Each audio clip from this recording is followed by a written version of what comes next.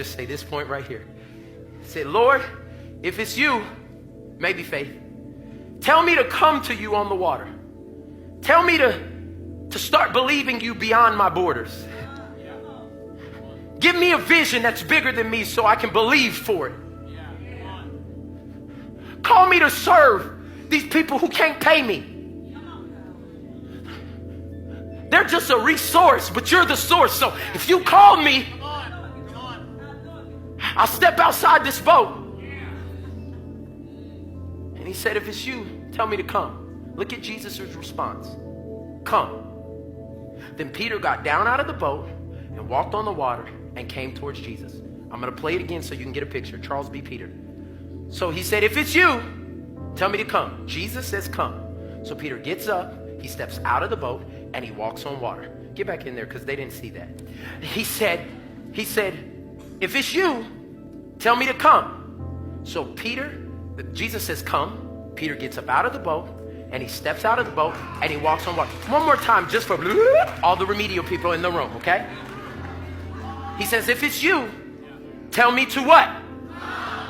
And Peter gets out of the boat, steps out of the boat, and walks on water, okay?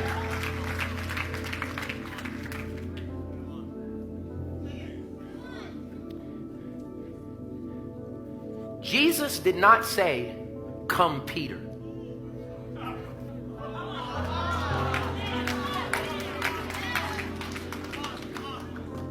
He said, come. There were 12 people on the boat. When he said, y'all don't hear me. They all saw the same thing. They all saw Jesus walking. And Peter said, if it's you, tell me to come. He didn't say, come, Peter. He didn't make it exclusive. He just said, come. And Peter was the only one with the faith enough to say, I don't know what y'all gonna do, but I'm the exception. I don't know what they told you, but I'm the exception. And when Jesus said, come,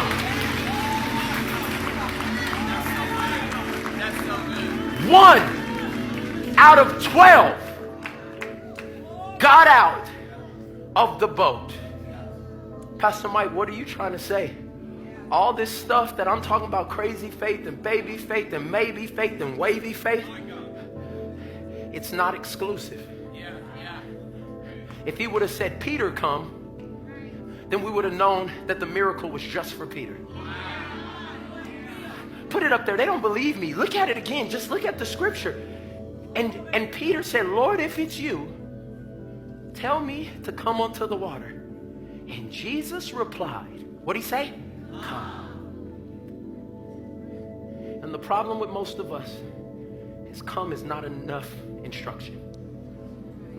We see Jesus in the water. You know it's him now, and he's saying come. And you want to be safe in the boat. Because this is where Peter, James, and John is. This is where all my friends are. This is where every other pastor lives. This is where every other church does. They just believe for multi-location. No, we were believing for an arena. Why?